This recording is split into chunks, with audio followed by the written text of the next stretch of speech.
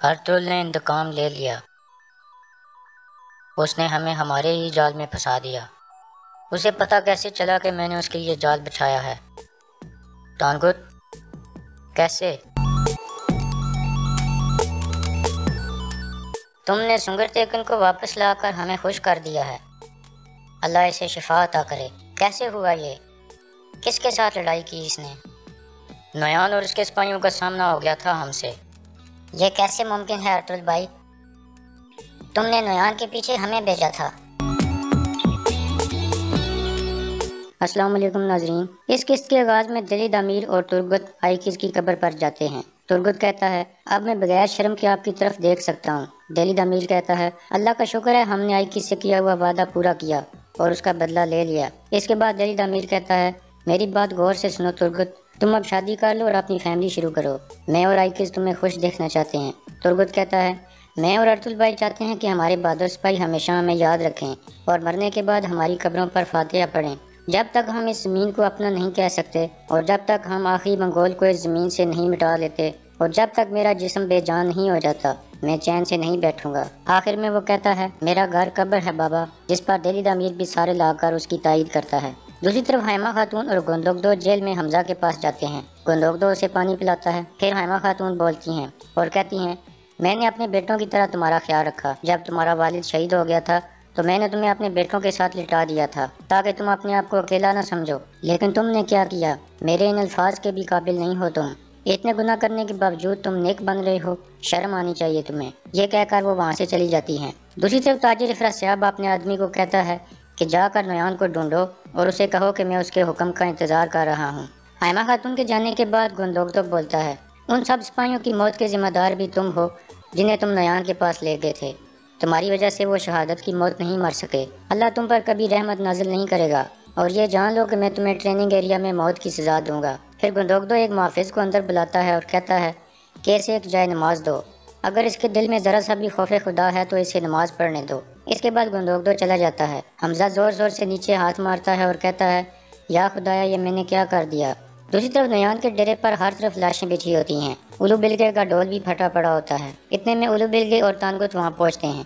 तानगुत कहता है, उस एक हाथ वाले चरवाहे ने नयान को हरा दिया है। थोड़ी देर बाद नयान भी वहाँ पहुँचता है और हर तरफ बिछी लाशों को देखना शुरू कर देता है। फिर घोड़े से उतरकर नीचे आता है और कहता है,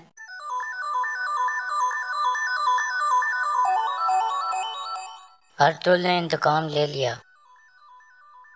उसने हमें हमारे ही जाल में फंसा दिया। उसे पता कैसे चला कि मैंने उसके लिए जाल बिछाया है? टांगुत, कैसे? इसके बाद उलू बिलगे नयान को बताता है कि हमारे कुछ सिपाही भाग गए हैं और कबीले वाले हमजा को गिरफ्तार करके साथ ले गए हैं। नयान कहता है, जो सिपाही भाग गए हैं उनको मार दो और उगेडे से नए सिपाही मंगवाओ। अब से हम अपना डेरा किसी गार में बनाएंगे और असल जंग अब शुरू हुई है। इतने में ताजिर इफरासियाब का आदमी वहाँ पहुँचता है और कहता है, इफरासियाब कबीले में आपके हुक्म का इंतजार कर रहा है। नयान कहता है, जाकर इफरासियाब से कहो कि वो पता लगाए कि अर्तुल कहाँ गया है। ये जानना इस वक्त सबसे ज़्यादा ज़रूरी है। अगर उससे कुछ भी पता चले तो फ़ौरन मुझे मिले। दूसरी तरफ कबीले में कुरकुत सरदार कहता है, हमने जंग तो जीत ली लेकिन जिसकी हमें तलाश थी वो हमें कहीं नहीं मिल रहा। टुटेकिन कहता है, नयान बदला लेगा, हमें उसका पीछा करना चाहिए और उसे कोई मौका नहीं देना चाहिए। गुंदोगदो कहता है, तुम बिल्कुल सही कह रहे हो, नयान का हर सांस हमारे लिए मौत बन सकता है। दूसरी तरफ गोगची हलीमा से पूछती है, अर्तुल नहीं आया अभी? हलीमा कहती है, वो आ जाएगा इंशाल्लाह। फिर गोगची कहती है, तुम इतने सुकून से कैसे बैठी हो? हर रोज़ अर्तुल के साथ कुछ ना कुछ होता है। हर रोज़ वो हमारे लिए मुश्किलात पैदा करता है। मुझे तो ये सोच कर नींद ही नहीं आती कि उसके साथ कुछ बुरा हो जाएगा। लेकिन तुम? हलीमा कहती है, मैं इसलिए सुकून में हूँ क्योंकि मुझे पता है कि उसके पास हर मसले का हल है और उसकी मुश्किलात की मुझे कोई परेशानी नहीं है। इतने में कबीले के मेन दाखिले पर मौजूद ढोल बजता है। एक सिपाही आकर हैमा खातून को बताता है कि अर्तुल भाई आ रहे हैं और उनके साथ एक जख्मी आदमी है। ये सुनकर वो चौंक जाती हैं और फ़ौरन बाहर की तरफ जाती हैं। अर्तुल सुंगरतेकन को लेकर आ रहा था। हैमा खातून सुंगरतेकन को इस हाल में देखकर रोना शुरू कर देती हैं। अर्तुल घोड़े रोकता है और फिर उसके साथ ही सुंगरतेकन को घोड़े से उतारते हैं और फिर हैमा खातून बरसों के बाद अपने बेटे के चेहरे को देखती हैं।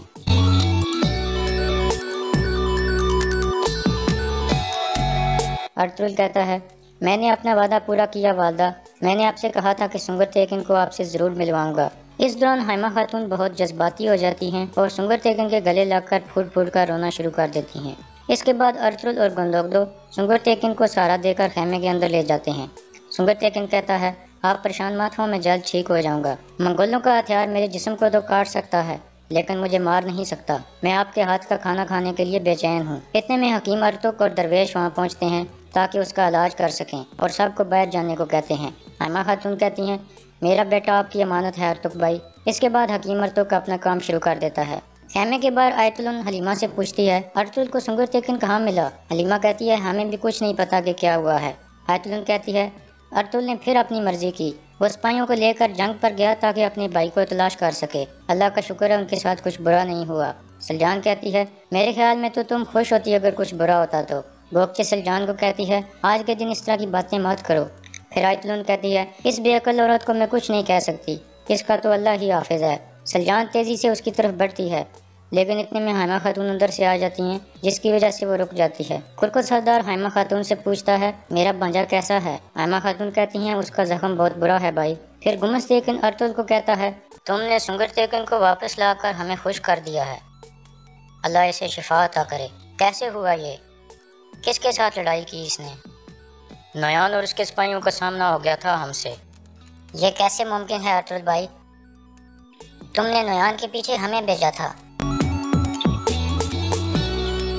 फिर गुमस तेकिन बोलता है, यह तो लाजमी है कि सुंगर तेकिन और नयान किसी तरह इकट्ठे हो गए थे, लेकिन मेरा सवाल ये है कि तुमने उन दोनों को तलाश कैसे किया? इसके बाद सब अर्तुल की तरफ देखने लगते हैं। अर्तुल कहता है, यह सिर्फ एक इत्तेफाक था, हमने अपनी जानें मंगोलों को ख़त्म करने के लिए वक्फ कर दी हैं। शुक्र है कि मैं सुंगर तेकिन को वापस कबीले में ले आया हूँ। फिर तो तेकिन कहता है, यह किस तरह का इत्तेफाक है जिससे अर्तुल उनकी गोद में जा गिरा? अर्तुल कहता है, मैंने सुना है तुम नयान के सारे जालों से निकल आए हो और कामयाब होकर कबीले लौटे हो। अल्लाह हमेशा तुम्हारी कामयाबी कायम रखे। तो तेकिन कहता है, मसला ये नहीं है अर्तुल। अर्तुल गुस्से से उसकी बात काट देता है और कहता है, हर गुजरते दिन के साथ साए लंबे होते जा रहे हैं, दुश्मन हमारी गर्दनें उतार रहे हैं और तुम किस चीज़ के पीछे लगे हो? फिर गुमस तेकिन बोलता है, नयान के खिलाफ कामयाबी हमें तुम्हारी वजह से मिली है, ये हम कभी नहीं भूलेंगे। लेकिन तू तेकिन सही कह रहा है, हालांकि तुम साफ दिल हो लेकिन तुम्हारे दिल के दरवाजे हमारे लिए बंद हैं। फिर तो तेकिन कहता है, ये दरवाजे खुले बगैर हम कैसे तुम पर एतमाद कर सकते हैं? फिर हाइमा खातून गुस्से से बोल पड़ती हैं और कहती हैं, बहुत हो गया, यह वक्त इस तरह की बातें करने का नहीं है। मेरा बेटा अंदर जख्मी हालत में पड़ा है, मेरा बेटा सुंगर तेकिन घर वापस आया है, यह खुशी मुझसे मत छीनो। जाओ और अपने मसले अपने खेमे में जाकर हल करो। नयान ने जो खून बहाया था उसका बदला हमने ले लिया है, हमें कामयाबी नसीब हुई है और आप लोग क्या चाहते हो? दूसरी तरफ नयान एक लंबे से गार में अपना नया डेरा बना लेता है और अपने जख्मी हाथ को टांके लगा रहा होता है। फिर नयान कहता है, ओगस खान की मोहर ओगरडे के पास जाएगी, इससे वो अपनी ताकत में मजीद इजाफा करेगा। तानकुद कहता है, हम सब जानते हैं कि तुर्क ओगस खान को कितनी इज्जत की निगाह से देखते हैं। अगर मोहर सुंगर तेकिन के पास रही तो हमारी फौज 2 हिस्सों में तकसीम हो सकती है और ओगरडे हमसे इसका हिसाब लेगा। उलू बिल्गे कहता है, हम ऐसा नहीं होने देंगे। फिर नयान भी कहता है, हम ऐसा नहीं होने देंगे, वो खुद मोहर हमारे हवाले करेंगे। उलू बिल्गे कहता है, कैसे? और यहाँ इस किस्त का इख्तिताम हो जाता है।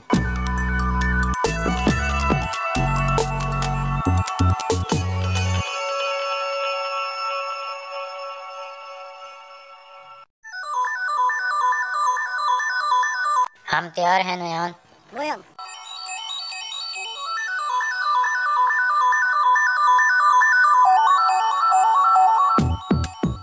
सादतदीन को सुंगर तेकिन के बारे में खबर भेजी है उसने, वो आज रात मेहमान खाने में होगा। और अर्तुल मरेगा तानगुत, तुम मारोगे उसे, मुझे मायूस मत करना।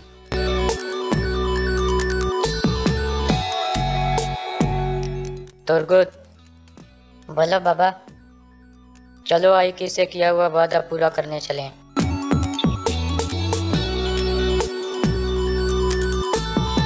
तो चलो बाबा। अस्सलाम वालेकुम नाजरीन। इस किस्त के आगाज में ताजिर इफरासियाब कबीले में घूम फिर रहा होता है। इस दौरान उसके सिपाहियों की नकलो हरकत पर शक होता है कि वो कुछ करने वाले हैं। ये जानने के लिए वो सिपाहियों के ट्रेनिंग एरिया में चला जाता है और एक सिपाही से पूछता है कि खैर है, ये सब सिपाही किधर जाने की तैयारी कर रहे हैं? सिपाही कहता है, माफ़ कीजिए मुझे नहीं पता। लेकिन ताजिर इफरासियाब कुछ शक में पड़ जाता है कि ये क्या करने वाले हैं।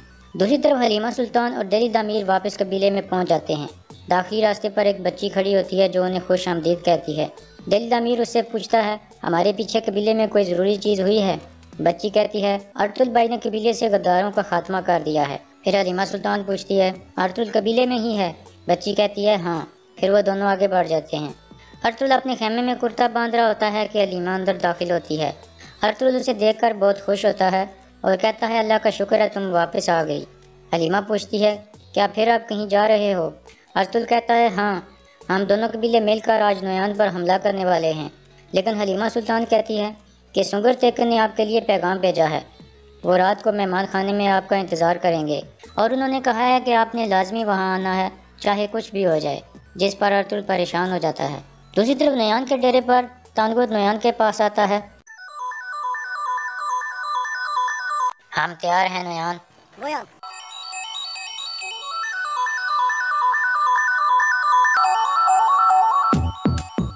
सादतदीन को फिर सुंगर तेकन के बारे में खबर भेजी है उसने।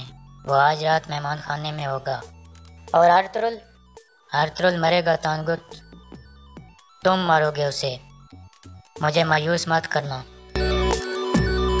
इसके बाद नोयान कहता है कि सुंगर तेकन सुल्तान अलाउद्दीन के हुक्म पर ओगेडे को मारने जा रहा है, इसलिए उसे हर हाल में रोकना होगा। इसके बाद नोयान सुंगर तेकन की तरफ रवाना हो जाता है। कबीले में गोकशे तो तेकन को तैयार करा रही होती है और कहती है, अल्लाह तुम्हारी मदद करे। दूसरी तरफ अर्तुल और गुंदोगदो भी तैयार होते हैं। अर्तुल हाइमा खातून को बताता है कि सुंगर तेकन के बारे में खबर आई है। फिर हलीमा कहती है कि वो आज रात मेहमान खाने में अर्तुल का इंतज़ार करेंगे। हाइमा खातून कहती हैं, वो कबीले क्यों नहीं आया? अर्तुल कहता है, ये तो मुझे जाकर ही पता लगेगा। फिर वो गुंदोगदो से कहता है कि मुझे सुंगर तेकन की तरफ जाना होगा और नोयान को मारने की जिम्मेदारी आपकी। दूसरी तरफ तुइतेकिन और गुमस तेकिन भी जंग पर जाने के लिए तैयार होते हैं। इतने में गुंदोगदो वहाँ पहुँचता है और उन्हें बताता है कि अर्तुल हमारे साथ नहीं आ रहा, क्योंकि वो एक और बहुत ही ज़रूरी काम पर जा रहा है, जिस पर वो कुछ तशवीश में पड़ जाते हैं। फिर गुंदोगदो बाहर आता है और अर्तुल के साथियों को भी बताता है कि अर्तुल हमारे साथ नहीं जा रहा और आप तीनों मेरे साथ जाओगे। जिस पर वो कहते हैं, जैसे आपका हुक्म भाई। इसके बाद बानो जेजिक एक बार फिर दुआन के सामने आ जाती है और उसकी तरफ देखकर मुस्कुराती है और फिर हाथ हिलाती है, जिस पर दुआन खुश हो जाता है और बदले में अपना सार हिलाता है। बामसी उसे छेड़ने के लिए धक्का मारता है। दुआन गुस्से से कहता है, मैं मारूंगा। तुर्गत कहता है, ख्याल रखना, आशिक लोग बहुत जोर का मारते हैं। इतने में दिली दामिर भी तैयार होकर वहाँ आ जाता है और तुर्गत से कहता है, तुर्गत। बोलो बाबा। चलो आई किससे किया हुआ वादा पूरा करने चलें।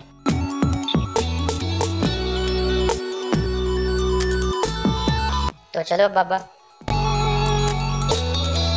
इसके बाद वो सब अपने घोड़ों की तरफ बढ़ते हैं। दूसरी तरफ अर्तुल घोड़े पर सवार होकर अकेला सुंगर तेकन की तरफ रवाना हो जाता है। हलीमा सुल्तान सलजान के खेमे में जाती है। सलजान उसे देखकर बहुत खुश होती है और फिर कहती है, आयतुलन हमें तबाह कर रही है।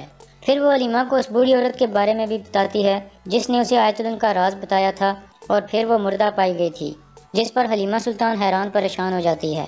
दूसरी तरफ गुंदोगदो अपने सिपाहियों को लेकर नोयान के डेरे के पास पहुंच जाता है, जबकि तानगुत अपने सिपाहियों को लेकर कुर्तबोगजी के मकाम पर पहुंच जाता है और सिपाहियों से कहता है कि झाड़ियों के पीछे छुप जाओ, हमने अर्तुल को भागने नहीं देना। इतने में तुइतेकिन भी अपने सिपाहियों को लेकर वहां पहुंच जाता है और तानगुत के सिपाहियों की तरफ बढ़ता है। दूसरी तरफ अर्तुल मेहमान खाने में पहुंच जाता है। नोयान ने वहां पर पहले ही अपने आदमी भेज दिए थे जो बेस बदल कर वहाँ मौजूद थे। अर्तुल मेहमान खाने के अंदर चला जाता है। इतने में नोयान भी वहाँ पहुँच जाता है। एक आदमी उसे बताता है कि कुछ देर पहले अर्तुल भी आ गया है और अंदर चला गया है। नोयान कहता है, तो आज मैं सुलेमान शाह के बेटों की मुलाकात देखूंगा, उनको मारने का इससे अच्छा दिन हो ही नहीं सकता। इसके बाद वो अंदर की तरफ बढ़ता है, जबकि उसके आदमी अपनी तलवारें निकाल लेते हैं। अंदर सुंगर तेकन और अर्तुल एक लंबे अरसे के बाद मिलते हैं और बहुत खुश होते हैं। इसके बाद अर्तुल उसके सामने बैठ जाता है और कुछ पुरानी यादें ताज़ा करता है। इस दौरान नोयान भी उनके बिल्कुल पीछे आकर बैठ जाता है और छुपकर उनकी बातें सुनना शुरू कर देता है। दूसरी तरफ गुंदोगदो अपने सिपाहियों के साथ नोयान के डेरे के करीब पहुंच गया था। गुमस तेकन कहता है, आप सब यहीं रुको, मेरे जहन में एक आइडिया आया है। इसके बाद वो अपने हथियार उतारने शुरू कर देता है। फिर वो लंगड़ा कर चलने लगता है और मंगोल सिपाहियों के पास पहुंच जाता है और कहता है, मेरी मदद करो और नोयान को जाकर बताओ कि काराबे का आदमी आया है। इसके बाद एक मंगोल सिपाही वहाँ से जाने लगता है तो गुमस तेकन अपने साथ खड़े मंगोलों पर अचानक हमला कर देता है और दोनों को मार देता है। फिर तीसरे को भी खंजर फेंक कर मार देता है। फिर वो गंदोगदो की तरफ इशारा करता है कि आप भी आ जाओ, जिसके बाद वो सब आगे बढ़ने लगते हैं।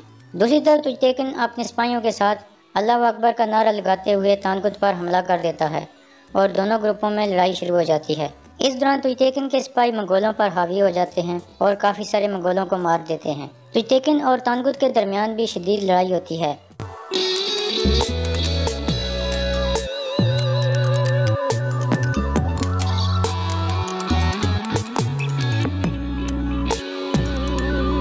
इस दौरान तुजतेकिन उसकी तलवार गिरा देता है, लेकिन तानकुत वहां से भागने में कामयाब हो जाता है। दूसरी तरफ गंदोगदो की टीम नयान के खेमे की तरफ बढ़ रही थी।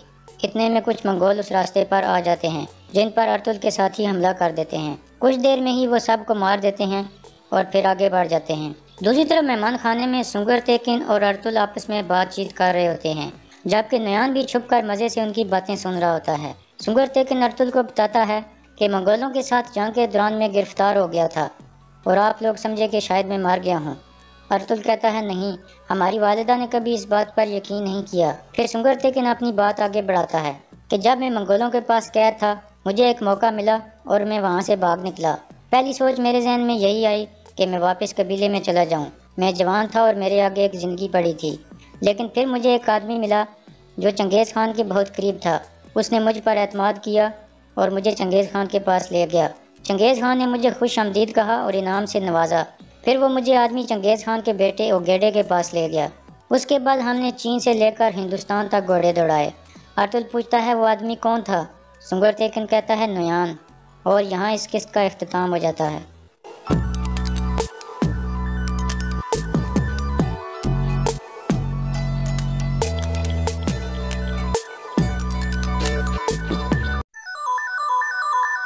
सिर्फ एक चीज़ का हमें पता नहीं है कि अर्तुल के नापाक हाथ कहाँ तक पहुँच चुके हैं।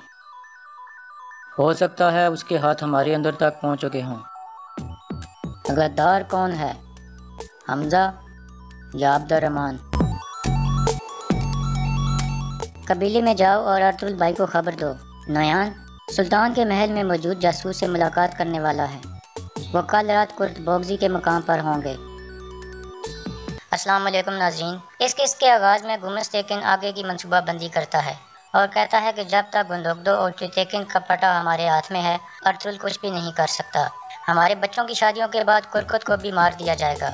इसके बाद वो एक खत निकालता है और कहता है, यह सादुद्दीन कोपिक ने मुझे भेजा है और कहा है कि वो मुझ पर मुकम्मल एतमाद करता है और हर तरह की मदद करेगा। मुझे मार्ग्रेव का ओहदा मिलने के बाद तुर्कों के तमाम कबीले मेरे अंडर आ जाएंगे और इस चीज़ को ना ही सुल्तान अलाउद्दीन और ना ही अर्तुल रोक पाएगा। सादुद्दीन और मैं दोनों एक ही चीज़ चाहते हैं और वो है अर्तुल की मौत। दूसरी तरफ सलजान अपना एक अलग खैमा बना लेती है। कोकचे वहाँ पहुँचती है और उसे कहती है, तुमने ऐसा करके अच्छा किया है। अब तुम्हारा खैमा खातून के पास रहना ठीक नहीं लगता। सलजान कहती है, मैं किसी पर बोझ नहीं बनना चाहती, इसलिए मैंने ऐसा किया है। दूसरी तरफ नयान अपने डेरे पर तानकुत और उलू बिलगे से कुछ अहम गुफ्तगू करता है। सिर्फ एक चीज़ का हमें पता नहीं है कि अर्तुल के नापाक हाथ कहाँ तक पहुँच चुके हैं। हो सकता है उसके हाथ हमारे अंदर तक पहुँच चुके हों। गद्दार कौन है, हमजा या अब्दुर्रहमान? इतने में हमजा और अब्दुर्रहमान एक आदमी को पकड़कर वहां लाते हैं। हमजा कहता है, आपके हुक्म के मुताबिक हमने सबको मार दिया है और इसको अपने साथ लाए हैं ताकि आप इससे मालूमात हासिल कर सको। नयान उठता है और बगैर बात किए उस आदमी को मार देता है और कहता है, हवाएं, परिंदे, भेड़िए और हर तरह की मखलूक़ात मेरे कान में सरगोशी करती हैं और मुझे सब कुछ बता देती हैं जो मैं जानना चाहता हूँ। तुम्हें इस आदमी को यहाँ लाने की जहमत नहीं करनी चाहिए थी। फिर वो हमजा और अब्दुर्रहमान की तरफ बढ़ता है और कहता है, तुम दोनों ने अपनी जिम्मेदारी पूरी कर दी है। तुम लोग थक गए होगे, जाओ और सो जाओ। कल मैं अपने एक वफादार कुत्ते से मुलाकात करूँगा। वो सुल्तान अलाउद्दीन के महल में मेरा जासूस है। मैं उसको कुर्तबोगजी के मुकाम पर मिलूँगा और इस लंबे सफ़र में तुम दोनों को भी साथ लेकर जाऊँगा। फिर नयान उनको जाने को कहता है। दरअसल ये खबर नयान ने जानबूझकर उन दोनों को दी थी, क्योंकि वो चेक करना चाहता था कि गद्दार कौन है और कौन यहाँ से निकलकर अर्तुल को ये अहम खबर देने जाएगा। दूसरी तरफ अर्तुल और हकीम अर्तुक अहलत से वापसी के सफ़र पर रवाना होते हैं। रास्ते में एक जगह वो रुकते हैं। अर्तुल कहता है, एक दिन हम भी इस सरजमीन पर अपनी हुकूमत कायम करेंगे, जहाँ हमारे बच्चे और बच्चियाँ आज़ादी से ज़िंदगी गुजारेंगे। और इंसाफ का बोलबाला होगा। दूसरी तरफ कबीले में हाइमा खातून गंदोगदो के खेमे में जाती हैं और कहती हैं कि गोंजा गुल से तुम्हारी शादी करीब है, अल्लाह तुम्हें हमेशा खुश रखे, लेकिन सलजान भी तुम्हारी बीवी है और मेरी बेटी है, इसलिए उसे इस तरह कोने में मत फेंको और उसको भी वक्त देने की कोशिश करो। गंदोगदो कहता है, जैसे आपकी ख्वाहिश वालदा। दूसरी तरफ दवान बामसी को मजाक में छेड़ता है, जिसके बाद वह दवान को पकड़ने के लिए उसके पीछे भागने लगता है। इस दौरान दवान गिर जाता है और देखता है कि एक खूबसूरत लड़की उसके सामने खड़ी होती है। दवान लगातार उसे देखना शुरू कर देता है और कहता है कि मुझे खुश होने लगा है। वो लड़की मुस्कुरा कर आगे बढ़ जाती है। इसके बाद तुर्गत दवान को कहता है, मोहब्बत का परिंदा तुम्हारे दिल पर उतर आया है भाई, अब से तुम्हें कभी चैन नहीं आएगा। इसके बाद वो लड़की आयतुलन के पास जाती है। इस लड़की का नाम बानो जिजिक था। आयतुलन उसे खुशामदीद कहती है और कहती है कि तुम एक लंबा सफ़र करके आई हो, इसलिए जाकर आराम कर लो। दवान उसका पीछा करना शुरू कर देता है, लेकिन उसे बात नहीं कर पाता। दूसरी तरफ गंदोगदो सलजान के पास जाता है और उसे एक तरफ बुलाकर बात करता है और कहता है कि मुझे हाइमा खातून ने समझाया है, तुम भी मेरी बीवी हो, इसलिए गोंजा गुल से शादी के बाद मैं तुम्हारे साथ भी वक्त गुजारा करूँगा, लेकिन तुम्हें अपनी ज़ुबान पर कंट्रोल रखना होगा और अगर तुमने ऐसा ना किया तो मेरा जहन तब्दील हो जाएगा। ये सारी बातें गोंजा गुल भी छुप कर सुन लेती है। गंदोगदो के जाने के बाद वो गुस्से में सलजान के पास जाती है और कहती है, गंदोगदो से दूर रहो, लेकिन सलजान उसे कहती है कि तुम अपने काम से काम रखो। फिर गोंजा गुल उसे ब्लैकमेल करना शुरू कर देती है और कहती है, मुझे पता है उस बूढ़ी औरत को तुमने मारा था, तुमने जो कड़ा उसे दिया था वो उसकी लाश पर मौजूद था, वो कड़ा तुम्हारे जुर्म का सबूत है और मेरे पास है। अगर आइंदा तुमने कोई गलती की तो मैं तुम्हें सबके सामने बेनकाब कर दूंगी और जिरगे में तुम्हें मौत की सजा दिलवाऊंगी, इसलिए तुम गंदोगदो से दूर रहो। ये कहकर वो वहाँ से चली जाती है। दूसरी तरफ गंदोगदो ट्रेनिंग एरिया में सिपाहियों के पास जाता है और उन सबको इकट्ठा करके खिताब करता है और कहता है, मेरे एक तरफ काई कबीले के सिपाही खड़े हैं और दूसरी तरफ दो दुर्गा के, लेकिन आज के बाद मैं ऐसा ना देखूं। तुम दोनों एक ही फौज के सिपाही हो, इसलिए आपस में इत्तेहाद और भाईचारा कायम करो। इत्तेहाद के बगैर तुम दुश्मन को शिकस्त नहीं दे सकोगे। इसके बाद वह दोनों कबीलों के सिपाहियों को आपस में घुलने मिलने को कहता है, जिसके बाद सब सिपाही एक दूसरे के गले मिलते हैं और आपस में मिक्स हो जाते हैं। इतने में दवान वहाँ पहुँचता है। वो बानो जिजिक का पीछा करने की वजह से लेट हो गया था। गंदोगदो उससे पूछता है, इतने लेट क्यों आए हो? बामसी बोल पड़ता है, ये मोहब्बत इंसान को बेवकूफ़ बना देती है भाई। गंदोगदो दवान को कहता है, आइंदा ऐसा नहीं होना चाहिए। इसके बाद गंदोगदो तुर्गत को इशारा करता है। तुर्गत सब के सामने आता है और कहता है, आज तो तेकिन भाई सेहतमंद होकर वापस आ गए हैं और गंदोगदो भाई भी सिपाहियों के कमांडर बन गए हैं, इसलिए इन दोनों के लिए नारे होने चाहिए। इसके बाद सब सिपाही तुतेकन भाई जिंदाबाद और गंदोगदो भाई जिंदाबाद के नारे लगाते हैं। दूसरी तरफ तानकुत छुप कर एक जगह जाता है और वो गेडे खान की तरफ एक खत लिखता है, जिसमें वो लिखता है, मैं आपके हुक्म के मुताबिक नोयान के हर कदम की जासूसी कर रहा हूँ। वो अर्तुल के खिलाफ बेबस हो चुका है। अगर ऐसे ही चलता रहा तो हमारी फौज के लिए आगे बढ़ना नामुमकिन हो जाएगा। इसके बाद तानकुत पिंजरे से कबूतर निकालता है और उसके जरिए खत रवाना कर देता है। इतने में एक मंगोल सिपाही वहाँ आता है और उसे बताता है कि हमजा अभी तक सो रहा है, लेकिन अब्दुर्रहमान यहाँ मौजूद नहीं है। दूसरी तरफ दवान एक बार फिर चुप कर बानो जिजिक को देखने लगता है। बानो एक बर्तन खरीदने में मसरूफ़ होती है। इतने में तुर्गत और बामसी दवान के पास पहुँचते हैं और उसे कहते हैं कि जाओ और बानो को अपने दिल की बात बता दो। जिसके बाद दवान हिम्मत करके बानो के पास चला जाता है। बानो बर्तन खरीद कर जाने लगती है तो दवान उसके सामने आ जाता है और कहता है, बर्तन मैं उठा लेता हूँ। बानो कहती है, नहीं, मुझे मदद की ज़रूरत नहीं है, लेकिन दवान बाज नहीं आता और उसे बर्तन लेने की कोशिश करता है। इसी कोशिश में बर्तन गिरकर टूट जाता है। बानो गुस्से से चली जाती है, जबकि तुर्गत और बामसी दवान के पास आकर कहके मारने लगते हैं और उसे छेड़ने लगते हैं। दूसरी तरफ अब्दुर्रहमान गार में गायकली के पास पहुंचता है। कबीले में जाओ और अर्तुल भाई को खबर दो, नोयान सुल्तान के महल में मौजूद जासूस से मुलाकात करने वाला है। वो कल रात कुर्द बोगजी के मकाम पर होंगे। गायकली उसे कहता है कि अर्तुल भाई ने कहा है कि आपकी जिम्मेदारी वहाँ ख़त्म हो चुकी है और अब आप नोयान के पास नहीं जाओगे। अर्तुल भाई को लगता है कि नोयान को आपकी असलियत का पता चल गया है, लेकिन अब्दुर्रहमान इस बात को नहीं मानता और कहता है, मुझे पता है नोयान को मुझ पर शक नहीं है और मेरा वापस जाना बहुत ज़रूरी है ताकि मैं रियासत के गद्दार के बारे में पता लगा सकूं। गायकली उसे फिर रोकने की कोशिश करता है, लेकिन अब्दुर्रहमान उससे गले मिलकर वापस नोयान की तरफ रवाना हो जाता है, जिस पर गायकली परेशान हो जाता है और यहाँ इस किस्त का इख्तिताम हो जाता है।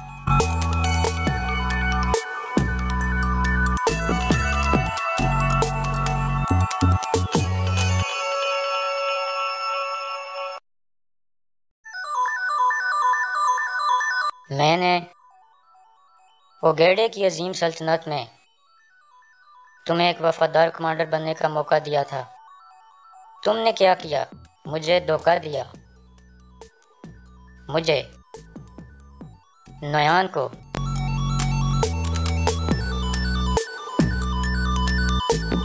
नोयान अब्दुर्रहमान के जरिए हमें एक जाल में फंसाना चाहता है। तुम क्या करने जा रहे हो? अब मेरे दिल में सब्र बिल्कुल खत्म हो चुका है और अब जंग का वक्त है। अस्सलाम वालेकुम नाजरीन। इस किस्त के आगाज़ में कुछ सिपाही एक खेमे में बैठे होते हैं और बामसी खड़ा होकर एक मज़ाहिया वाक़या सुनाता है जब वो पहाड़ों पर मौजूद था, जिस पर सब हंसने लगते हैं। इतने में अर्तुल भी अहलत से वापस कबीले में पहुंच जाता है और उनके साथ बैठ जाता है। दुआन कुछ परेशान लग रहा था। अर्तुल पूछता है, खैर है दुआन, क्या हुआ? बामसी कहता है, इसको प्यार हो गया है भाई। फिर अर्तुल तुर्गत की तरफ देखता है। तुर्गत भी हाँ में सारे लाता है कि ऐसे ही है। फिर दरवेश कहता है कि हमारे पास एक मेहमान आया है और ये शायर है। अर्तुल उसे खुश आमदीद कहता है और उसे कुछ अशार सुनाने को कहता है, जिसके बाद वो शायर जंगजुओं और शहीदों के बारे में कुछ अशार सुनाता है। इतने में गायकली वहाँ पहुँचता है और अर्तुल को बताता है कि अब्दुर्रहमान ने खबर लाया है, जिसके बाद अर्तुल उठकर खेमे से बाहर आ जाता है। गायकली बाहर आकर अर्तुल को सब कुछ बता देता है। दूसरी तरफ सलजान अपने खेमे में जाकर कहती है कि मैं हार नहीं मानूंगी। इसके बाद वो अपने खेमे से निकलती है और गोंजा गुल के खेमे की तरफ जाती है। इस दौरान गोंजा गुल हैमा खातून के खेमे में सबके साथ बैठकर खाना खा रही होती है। इसके बाद अर्तुल हकीम अर्तो के खेमे में जाता है और उसे अब्दुर्रहमान के बारे में बताता है कि वो वापस नोयान के पास चला गया है। हकीम अर्तो कहता है, नोयान उसे मार देगा। अर्तुल कहता है, मेरे ख्याल में वो उसे मारेगा नहीं बल्कि तड़पाएगा, इसलिए अब वक्त आ गया है कि हम नोयान पर हमला करें। दूसरी तरफ अर्तुल के साथी भी अब्दुर्रहमान के लिए सख्त परेशान होते हैं। बामसी कहता है, अल्लाह जानता है कि नोयान अब्दुर्रहमान के साथ क्या करेगा। दुआन कहता है, अर्तुल भाई अब्दुर्रहमान को ऐसे ज़ाया नहीं होने देंगे और वो कोई ना कोई हल ज़रूर निकालेंगे। दूसरी तरफ सलजान छुप कर गोंजा गुल के खेमे में दाखिल हो जाती है ताकि वो कड़ा तलाश कर सके, जिसकी वजह से गोंजा गुल उसे ब्लैकमेल कर रही थी। सलजान खेमे की तलाशी लेना शुरू कर देती है। थोड़ी देर बाद खेमे के बाहर गोंजा गुल और गुंदोगदो पहुंच जाते हैं। खाना खाने के बाद गुंदोगदो उसे खेमे तक छोड़ने आया था। गोंजा गुल खेमे के अंदर दाखिल होने ही वाली थी कि उसे कोई बात याद आ गई और वो गुंदोगदो की तरफ मुड़ गई।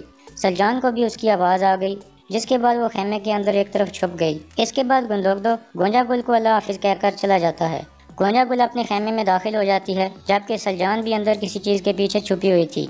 इतने में गोंजा गुल को अपने सामान के साथ कुछ गड़बड़ लगती है और वो तेज़ी से उठती है, जिसकी वजह से रोशनी वाला दिया नीचे गिर जाता है और नीचे कालीन को आग लगना शुरू हो जाती है। गोंजा गुल उसे बुझाने की कोशिश करती है और सलजान इस मौका का फ़ायदा उठाते हुए उसके खेमे से बाहर निकल जाती है। सलजान वापस अपने खेमे में पहुंचती है और रोना शुरू कर देती है और गोंजा गुल पर सख्त गुस्से में होती है। इसी गुस्से में वो मेज़ पर पड़ी कुछ चीज़ें गिरा देती है। ऐन उस वक्त गुंदोगदो उसके खेमे में दाखिल होता है और उसे ऐसा करते हुए देख लेता है और कहता है, तुम तो अपने साए के साथ भी लड़ती रहती हो, अल्लाह तुम पर रहम करे। यह कहकर वो वापस चला जाता है और सलजान बैठकर रोने लगती है। गुंदोगदो वहाँ से हैमा खातून के पास जाता है और उनसे पूछता है कि नए रिश्तेदारों के बारे में क्या सोचा है आपने। हैमा खातून कहती हैं, गुमस्तेकिन महल में एक इज़्ज़तदार ओहदे पर फायज है, जबकि गोंजा गुल से भी मिलकर मुझे खुशी हुई। लेकिन एक बात याद रखना, गुमस्तेकिन ने महल की हवा खाई हुई है, इसलिए महल के लोग बाद दफ़ा वो नहीं देखते जो उन्हें देखना चाहिए, इसलिए तुम हमेशा अपनी आंखें खुली रखना। इतने में अर्तुल वहाँ पहुँचता है। हैमा खातून और गुंदोगदो उसे खुश आमदीद कहते हैं। फिर अर्तुल कहता है, मुझे कुछ ज़रूरी बात करनी है आपसे, जिसके बाद वो तीनों बैठ जाते हैं और अर्तुल अपनी बात शुरू करता है और कहता है, नोयान अब्दुर्रहमान के ज़रिए हमें एक जाल में फंसाना चाहता है। तुम क्या करने जा रहे हो? अब मेरे दिल में सब्र बिल्कुल ख़त्म हो चुका है और अब जंग का वक्त है। गुंदोगदो कहता है, क्या तुम उसको उसके अपने ही जाल में फंसाना चाहते हो? अर्तुल कहता है, हाँ, मेरे दिल में सब्र अब ख़त्म हो चुका है, अब हमें तलवार उठानी होगी, जंग का वक्त आ गया है। फिर हैमा खातून गुंदोगदो से राय मांगती हैं। गुंदोगदो कहता है, भाई सही कह रहा है, इसलिए अब हमें जिरगा बुलाकर सबको इस बात पर रजामंद करना होगा। फिर हम दुनिया को दिखाएंगे कि दो कबीले मिलकर क्या कर सकते हैं। दूसरी तरफ अब्दुर्रहमान वापस नोयान के डेरे पर पहुंचता है। नोयान उसी का इंतजार कर रहा था। अब्दुर्रहमान जैसे ही घोड़े से उतरकर आगे आता है, उसे मंगोल सिपाही चारों तरफ से घेर लेते हैं। अब्दुर्रहमान भी अपनी तलवार निकाल लेता है, लेकिन थोड़ी सी लड़ाई के बाद वो अब्दुर्रहमान को नीचे गिरा लेते हैं और उसको काबू कर लेते हैं। और फिर नयान उठकर आता है। मंगोल सिपाही एक तरफ हट जाते हैं। नयान अब्दुर्रहमान को कहता है, मैंने वो गेड़े की अजीम सल्तनत में तुम्हें एक वफादार कमांडर बनने का मौका दिया था। तुमने क्या किया? मुझे धोखा दिया। मुझे, नयान को। इसके बाद अब्दुर्रहमान कहता है, तुम और तुम्हारी सल्तनत जहन्नम में जाओ। जिस पर नयान गुस्से में आ जाता है और उसे मारना शुरू कर देता है। पहले वो उस पर मुक्के और गोंसे बरसाता है, फिर एक डंडा उठा लेता है और लगातार उसके सर पर मारने लगता है, जिसके बाद अब्दुर्रहमान बेहोश हो जाता है। फिर नयान गुस्से में कहता है, मैं अर्तुगरुल का और इस आदमी का सर इनके कबीले के सामने लटकाऊंगा। अगले दिन कबीले में हाइमा खातून दुर्गा के कुछ अहम लोगों को अपने खेमे में बुलाती हैं। हाइमा खातून कहती हैं, नयान से अब हिसाब लेने का वक्त आ गया है।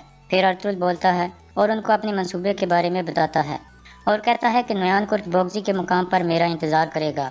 गुमस्तेकन कहता है, तुम्हें कैसे पता चला ये? अर्तुगरुल कहता है, अब्दुर्रहमान जिसे आप गद्दार समझते थे उसको मैंने जेल से निकलवाया था और नयान के पास जासूस बनाकर भेजा था, लेकिन अब उसकी ज़िंदगी खतरे में है, इसलिए हमें बहुत जल्द कोई एक्शन लेना होगा इससे पहले कि वो अपनी ज़िंदगी खो दे। फिर अर्तुगरुल उन्हें एक नक्शा दिखाता है और कहता है कि नयान के आदमी मुझे फंसाने के लिए कुर्तबोगजी के मुकाम पर मौजूद होंगे और जब वो वादी के नीचे हमारा इंतज़ार कर रहे होंगे हम दूसरी तरफ से पहाड़ी के ऊपर चले जाएंगे और ऊपर से उन पर हमला कर देंगे, जिसके बाद उन्हें सांस लेने का भी मौका नहीं मिलेगा। ट्विटेकिन कहता है, मैं आपके साथ हूँ अर्तुगरुल भाई। जिस पर अर्तुगरुल मुस्कुरा कर उसका शुक्रिया अदा करता है। गुमस्तेकन कहता है, यह आसान काम नहीं है अर्तुगरुल। इसके बाद गुंदोगदो अपना मंसूबा बताता है कि जब नयान अपने बेहतरीन आदमियों के साथ कुर्तबोगजी के मुकाम पर होगा, मैं अपने सिपाही लेकर नयान के डेरे पर चला जाऊंगा और वहां हमला कर दूंगा। गुमस्तेकन इस बात पर रजामंद हो जाता है और कहता है, मैं भी इस जंग में हिस्सा लूंगा। इसके बाद कुर्कुत सरदार कहता है, पाक जंग मुबारक हो। आखिर में अर्तुगरुल कहता है कि जो बातें यहाँ हुई हैं वो सिर्फ यहीं तक रहनी चाहिए। अगर ऐसा ना हुआ तो मैं समझूंगा कि गद्दार हम में से कोई है। दूसरी तरफ नयान के डेरे पर अब्दुर्रहमान को एक पोल के साथ बांध दिया जाता है। उलू बिल के एक खोपड़ी उठाकर रक्स करना शुरू कर देता है। इसके बाद वो खोपड़ी नयान के पास लेकर जाता है। नयान अपने हाथ पर खंजर मारकर खून निकालता है और खोपड़ी के अंदर निचोड़ देता है। इसके बाद उलू बिल के कुछ पढ़ना शुरू कर देता है और खोपड़ी वाला खून आग में फेंकता है, जिससे आग भड़क उठती है और उलू बिल के उस आग में देखना शुरू कर देता है। दरअसल वो रूहों की मदद से नयान की मुस्तकबिल के बारे में पता लगाना चाह रहा था। थोड़ी देर बाद नयान उसे कहता है, क्या देखा तुमने? उलू बिलगे का सांस फूल जाता है और वह रुक रुक कर बोलना शुरू करता है और कहता है, अर्तुगरुल एक बाज की तरह था जिसके पर टूट चुके थे, लेकिन अब वो पहले से भी बहुत मजबूत हो गया है और वो अपने मजबूत परों के जरिए तुम्हारे ऊपर से गुजर जाएगा नयान। फिर आखिर में उलू बिलगे कहता है कि जब तक अर्तुगरुल नहीं मरता तुम्हारी कोई जीत नज़र नहीं आ रही। यह सुनकर नयान शदीद गुस्से में आ जाता है और उलू बिलगे को धक्का देकर गिरा देता है। फिर गुस्से से इधर उधर घूमने लगता है और कुछ दूसरे सिपाहियों को भी गिरा देता है और यहाँ इस किस्त का इख्तिताम हो जाता है।